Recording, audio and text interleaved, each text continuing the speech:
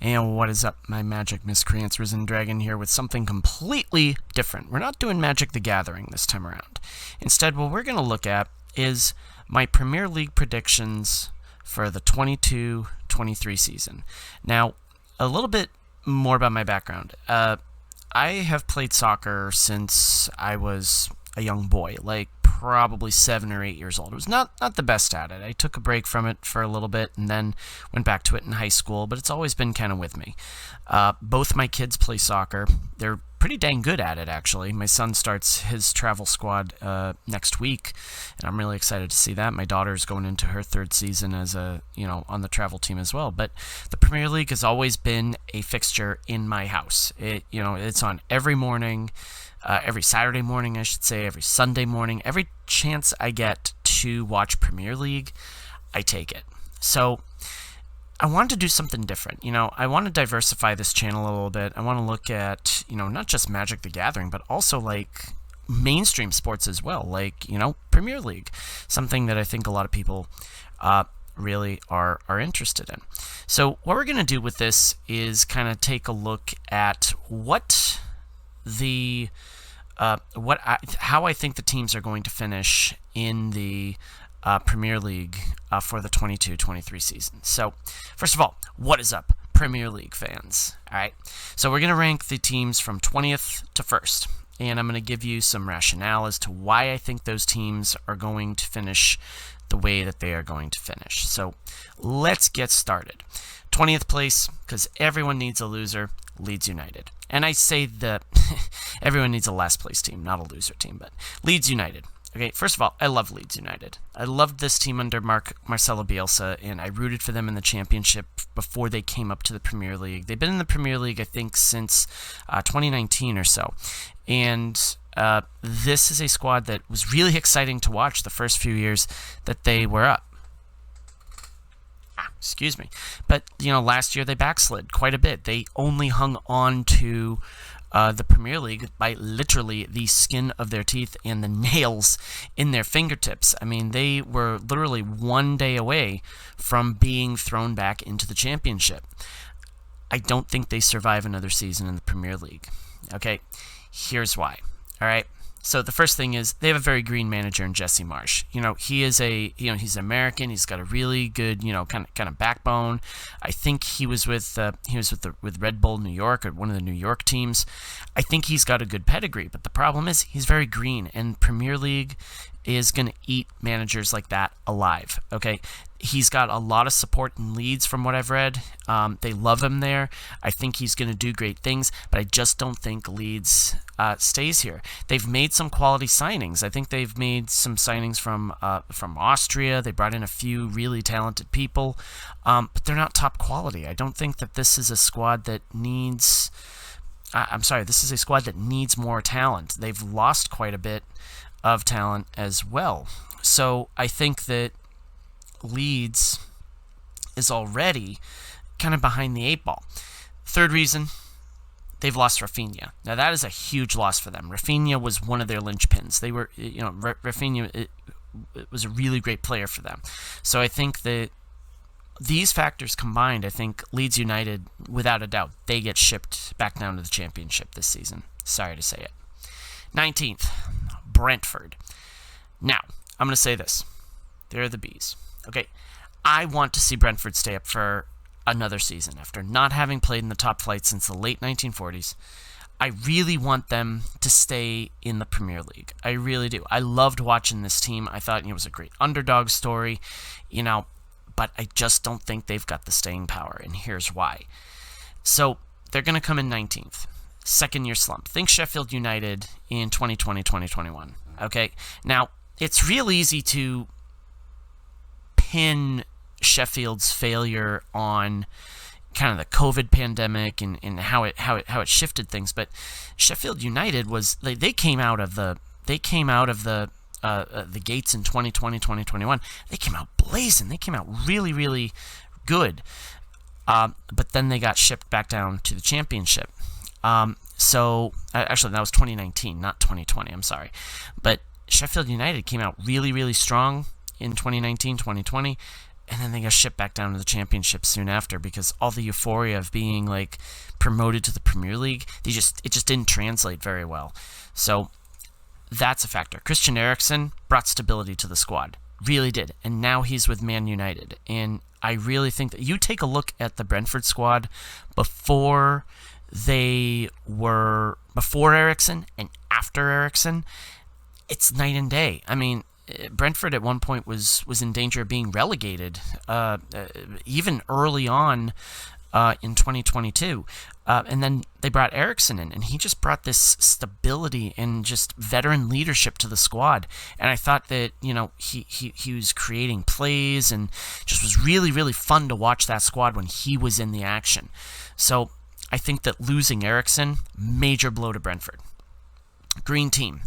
Too many inexperienced players. Okay, Ivan Toney, I'm surprised that no one has snatched him up yet. And I think he will ship out to a bigger squad, if not in the Premier League, than, another, like a La Liga team or League One in France. I think that you're going to see that particular player move on. But really, they're a very green team, and Thomas Frank has done a really good job with them, with what he's got. I just don't think that they've got enough veteran leadership to really stay in the Premier League. Number 18, Fulham. Okay, newly promoted from the Championship. Okay, the Lily Whites, I enjoy watching them play. They're exciting.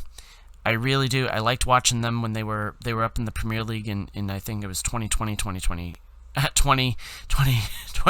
It's been a long day. Ultimately, they just miss because it's Norwich City syndrome. They're a yo-yo squad. They need to find a way to stay in the Premier League. Okay, there are basically them and Norwich. I think they're going to trade spaces. I think Norwich is going to get promoted back into the Premier League for 23-24. But I really think that Fulham, they just have to find a way to stay up there, and I don't think they have it. They're a one-man show with Mitrovic, okay? He had something like 40-something goals. Guy played out of his gourd, out of his mind in the Championship. But really, there's not much else on the Fulham team to back him up, and I think that when you have a squad like that, they become very one-dimensional. So they've got to find some talent to surround Mitrovic with. They have a high-powered offense, doesn't always translate to Premier League success. We saw that, even with, Norwich back in 2020, 2021, getting promoted back up. So I think that they've got the offensive skills, but I don't think that they've got enough talent to stay in the Premier League. 17, Bournemouth. Okay, back in the Premier League after a few seasons out. Good to see them back. Nice small-town squad. I love that Bournemouth is back in the Premier League. 2 seasons they've been out. They're back. They just barely scrape by because they hang on the skin of their teeth on the final day. I really do think that they are going to pip a Fulham on the last day. I think that they go right down to the wire. I really do. First year back bounce. Okay, first of all, they're going to bounce, but not too much. I don't think that this squad... They'll stay in the Premier League, but I don't think that they've got quite the talent that they had before. They don't have Eddie Howe at the helm. He's now in Newcastle. I think Scott Parker's in charge of Bournemouth now. He guided a Fulham quite a ways. So I think that he's going to get there. I think they hang on for another season. 23-24 is going to be interesting, though. Scott Parker, like I said, he learned his lessons from Fulham. I think he's learned just enough to survive. And I think that Bournemouth ultimately stays in the Premier League, albeit at 16th place. Everton is going to come in 16th. And I love to hate this squad. I'm not a huge Frank Lampard fan. They've got a few good things going for them. But they're Everton. They always find a way to lose. They always find a way to, they make the hard look routine and the routine look hard. Okay, there's just no two ways about it with this squad. There really isn't. They've lost Richarlison. They're looking to retain Pickford. I don't know if they have. I'll have to double check that. But Losing Richarlison was actually kind of, I think, a big blow to them. I think that they've got quite a bit of an uphill battle to fight here. Plus, they're going to play in Australia during the World Cup break. Okay, that's part of it. That's like one of those things that's like, why would you do that? You have a month off. Rest your players. Don't put them in a physical squad. This is why I don't like Lampard. He just makes silly decisions like this. Now, one could argue, well, they're keeping up their fitness. Yeah, but you run the risk of injuring your players too. So I don't like that direction of the squad. And like I say, Everton always finds a way to screw things up. So I think they come in 16th. Nottingham Forest, 15th. I love that they're back in the Premier League. Like Brentford, I'm so excited. They've been out of the Premier League since the 1990s. It is great to see them back. I love it. Okay, they're going to stay up. Okay, because first year back bounce. Brentford last season, Sheffield United. I think that they have that first year bounce, that euphoria of like, yeah, we're in the Premier League. We're here to stay. They'll play their hearts out. I think they stay up for another season because of that. Steve Cooper worked miracles with the squad. This squad, Nottingham Forest, I think, started off the 2021-22 championship season like 6 straight losses. They were like, how is Nottingham going to survive in League One? They were talking of demotion, or I'm sorry, not demotion, relegation to League One, like 6 games into the season, and they made the Premier League. So Steve Cooper just did amazing stuff with this squad. I think they've got something to prove. They definitely do have something to prove. They've signed veterans and youth in the transfer window, so they're looking to build in probably the smartest way possible. Bring in veteran presence, bring youth to learn from them. That is a great model, and I think that Nottingham Forest is just going to improve upon that. 14th. Wolverhampton Wanderers. I have always been high on the Wolves. I loved Nuno at the helm of Wolves. I was disappointed when he left. They had a great 2021-22 season. They came in 10th. But the problem was they showed promise, but ultimately they slipped towards the end. They don't have the staying power. I think that they're going to hang on, but they're not going to do as well. Bruno Lage's squad, they were inconsistent last season. The transfer window really hasn't given me confidence that they are going to improve this season. And also, too, Wang Yichan will continue his upward swing. I think he is enough to keep these guys there. But Wolverhampton Wanderers had something, they only had like 50 goals last season, so they weren't a great offensive powerhouse.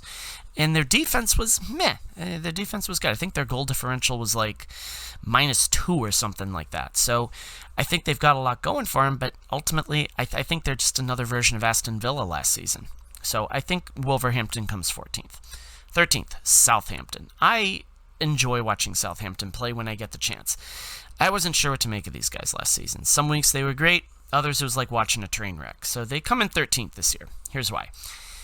Balance of veteran leadership and youth. Again, kind of like Nottingham Forest. You know, they've got a lot of great leaders on the team, some youthful players. I like what they've done here. Ralph Hasenhüttl, he's savvy. I gotta say, he's no Jurgen Klopp, but he is a very savvy coach. He likes to rotate his squads, and I think that he likes to play the long game. He rests players when they need to, and so they've got that staying power. I like it. They've got a lot of untapped potential. I really do feel like Southampton has just a ton of untapped potential.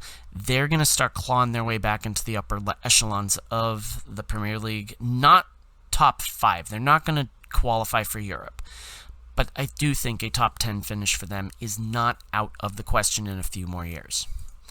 Brighton, Hove Albion, 12th. I got to say, full disclosure, I love this squad. They're my favorite. I really do enjoy watching Brighton Hove Albion play. I love Graham Potter. He's a great manager. I love his philosophy. He's flexible. He throws different formations. The team has some great talents. They really do. But they slip. They were 9th last season. I don't think they can duplicate that. I really don't. They've lost a lot of key players, and I think that last season, it was not a fluke by any stretch of the imagination, but it certainly was an overachievement, I felt. I felt like they were a solid middle-of-the-road, lower-half team for much of last season. They just overperformed. They really, really did. Consistency. They really have to show some more consistency. A lot of their games last year, they had a lot of draws last year. They weren't the most exciting team to watch, but man, them beating up on Man City, or was it Man City? No, it was Man U. Them beating up on Man U last year was just absolutely like breathtaking to watch, and I'm a huge Man U fan too. They needed to sign more higher level players. I really think that them losing a few, I think they lost Cucurella. I believe they did. I mean, that's a huge loss for them. All right, but they needed to sign more higher level players if they wanted to stay competitive. So I think they slipped down to 12. 11, Aston Villa. Now, we've talked about them. This one came in under the radar last year, and I think that, or not last year, this one comes in under the radar, and I think that Aston Villa are going to surprise a few people. Reason being, Felipe Coutinho. Okay, signing him, great for Aston Villa. I think he really starts to shine this season. Villa had a -2 goal differential last season, but they still had more than 50 goals. So that's a pretty good record right there. I think that their defense really needs to improve. I will say this: I don't think Steven Gerrard will survive the season. I think he gets sacked, and I think it happens very early on. And I think that whoever comes in to replace him is going to boost Villa up. They're not going to make top 10, but they are going to slide in under the radar. So Aston Villa, they're going to come in 11th. 10th, Leicester. Okay, the feel-good story of 2015-16. They've turned this into a solid Premier League run. Yet I think they backslide. They were 8th last season. They backslide down to 10th. Here's why. Schmeichel is gone. Kasper Schmeichel, their veteran goalkeeper, literally carried the team to Premier League, stardom. He's gone. So when you lose veteran leadership, it is very, very hard for them to replace. And I even toyed with putting Leicester down around 11th or 12th because of that, after I read that news this morning. But I'm going to keep them at 10. All right, the second thing is, in 2022-21, they had the highest goals against for a team in the top 10 of the Premier League. All right, so you can't really sustain that success. So I think that continues for them. Okay, their defense needs to improve. Not a lot of motion inward, bringing people inward. They didn't sign a lot of players in during the transfer window, certainly none that I would mention. So I think Leicester comes in 10th. 9th, Crystal Palace. Now this one, I think I'm taking a little bit of a reach on this, but they have a breakout sort of year. Not spectacular, but a few pieces start to fit because Patrick Vieira finds his groove. It was his first year managing a Premier League team. I really think that their manager finds his groove this year. Okay, among the bottom 10 teams last season, Palace had the second highest goal total behind Aston Villa. So I think that they start to start to pick up those pieces of the offense, and they start to put stuff together. I think that's a great start. Not a lot of movement in the transfer market. Conor Gallagher going back to Chelsea. I think he was on loan. That's going to hurt some. I loved watching that kid play, but I think that they've got a lot of talent behind him. I do think that they start to make more gains this year. I do think they squeak in a top 10 finish. 8, West Ham. Now, they finished 6th last year. They had a great 2021-22 season. They earned themselves a Europa Conference League qualifier spot, but I do not think they duplicate it. Here's why. Okay, 1, they didn't lose a lot of quality players in the transfer window, so consistency is always key. But adding Gianluca Scamacca will help give the team a boost. Okay, the problem with West Ham, their defense looks a bit dodgy. Okay, I think among the top 10 teams, they had something like one of the worst goals against records. So, in goal differentials. So their defense still looks a bit leaky, and I think that does come back to haunt them. So I think that there's going to be a bit of inconsistency there. All right, so I think West Ham, they slipped down to 8th. 7, Newcastle United. Now, we want to talk about a team that came back from the dead last season. Nowhere but up for this squad. I don't think they quite get to international play, but they come real close, and it could come down to the last day. They were aggressive in the transfer market. Okay, they signed Nick Pope away from Burnley.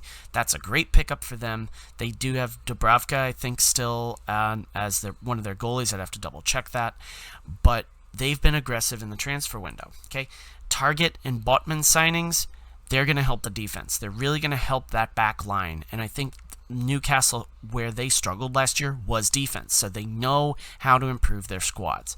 And also, too, Eddie Howe. he's going to work his magic. Okay, last year you saw what happened when he took over that squad. They went from the relegation under Steve Bruce all the way up into almost the top 10. So I think that they definitely have the ability to make more improvements and put themselves in contention for international play. Mark my words, Newcastle United's going to be beasts this season. They're not going to be as beast as, say, your top flight teams, but they're going to make some noise. I really do like it. Also, John Joe Shelby, love that guy. Arsenal, they're coming in 6th. Okay, they stumbled out of the gate last season. They lost their first 2 or 3 games. They never really recovered. They've got the talent, but not the discipline. I think they led the league in red cards. Granit Xhaka didn't do himself any favors. Okay, Mikel Arteta is good. He's not a great manager. Okay, Arsenal comes in 6th because of that fact. He's good, but not great. Good offense is the best defense.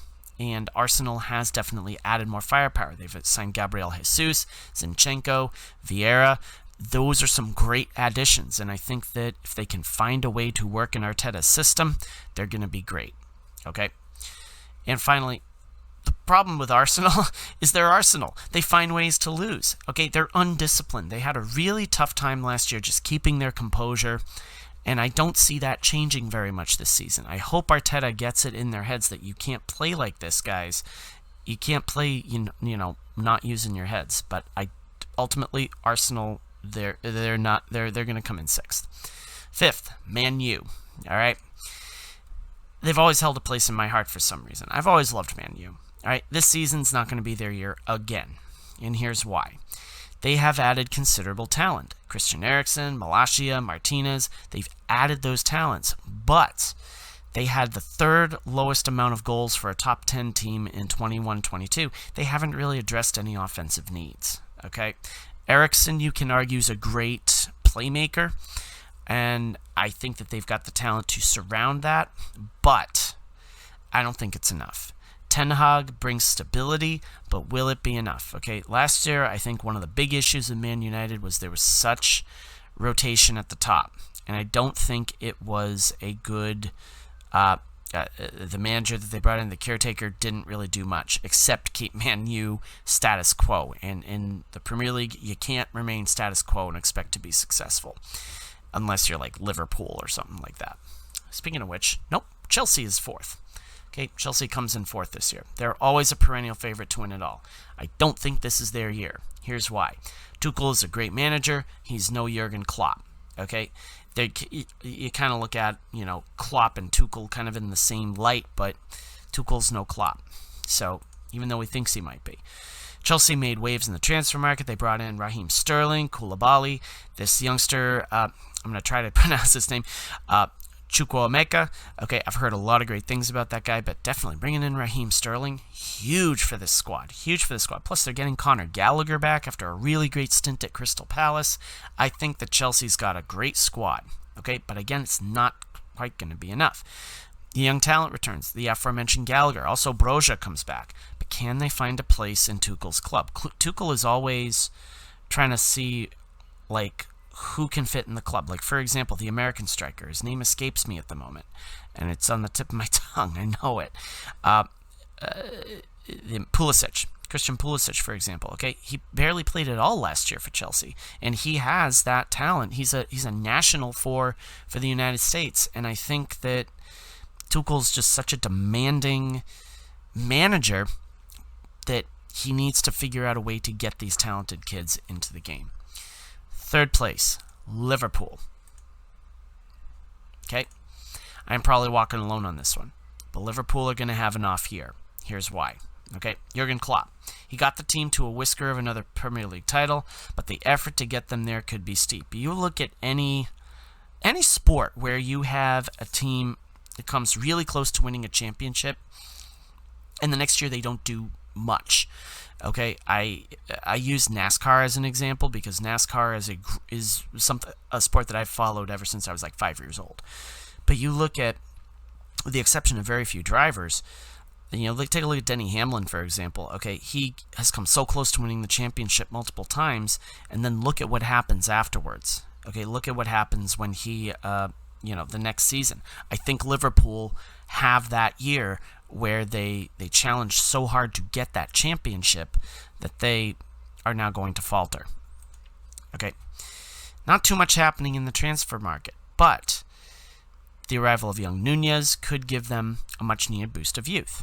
Okay, also too, speaking of transfer market, okay, not much happening on the transfer front coming in, but losing Mane, Origi, Minamino, huge. Sadio Mane was just absolute beast at that club, and I really think that he is going to be very hard to replace. So I think that Liverpool, they ultimately slipped to third. Man City, they are second, which leaves us one at the top. You can figure out who it is. They do not defend this year. Here's why. The arrival of Haaland and Phillips, they're going to provide a big boost to the front lines and defensive positions. Losing Raheem Sterling, Gabriel Jesus, and Zinchenko, that is going to hurt. Okay, that's really going to hurt. I think that those guys were just linchpins of the whole squad. I really think that they provided energy. Their presences are going to be missed. It will come down to the wire, though. And I'm going to say this. I think Man City leads for much of the season. Liverpool and my number one choice are going to be close behind. I think City will be on the wrong side of the top spot this year. I think that it will come down to the last day. I think it's going to come down literally probably to the last minute. And I think that they are going to be on the flip side of it. I really do. So who's my number one? Well, it's the team we haven't mentioned yet, and that's Tottenham Hotspur. I'm going to throw it out there. Tottenham's going to win it all this year. They finally break through and they win their first Premier League title. Here's why. They've got the talent. They've invested in Richarlison, Bissouma, and Spence to bolster all areas of the field. They've invested in their front lines, their midfield, and their defense. So this is a squad that has spent a lot of money. It's going to be interesting to see if they can still pull it off. Stability at the top. No one can doubt that Nuno wasn't a good fit. Conte righted the ship. I think a full season under his belt, he gets this squad pointed not only in the right direction, but he takes them right to the top. I really do. I think that stability for any squad, whether it's in Premier League, baseball, football, hockey, NASCAR, I think that anything at the top, stability is huge. So I think that Conte, under a full season with Tottenham, I think he gets it done. I really do think he gets it done. Also, too, Kane and Son. Kane, I don't think he had a contract dispute this year. I think he's good. Him and Song, with those additions, they are going to be Premier League champions. All right, Tottenham Hotspur, mark my words, will be a Premier League champion this season. All right. So thanks for watching. Like and comment. Check out my other content. It's all Magic the Gathering stuff. This is something that I've branched out into. I'm really psyched about this. I hope that you enjoyed this. As always, my Magic Miscreants and my Premier League fans, I don't have a catchphrase. I just realized I don't have a catchphrase, but that's okay. I'm going to sign off tonight, guys. Like and comment. Check out my other content.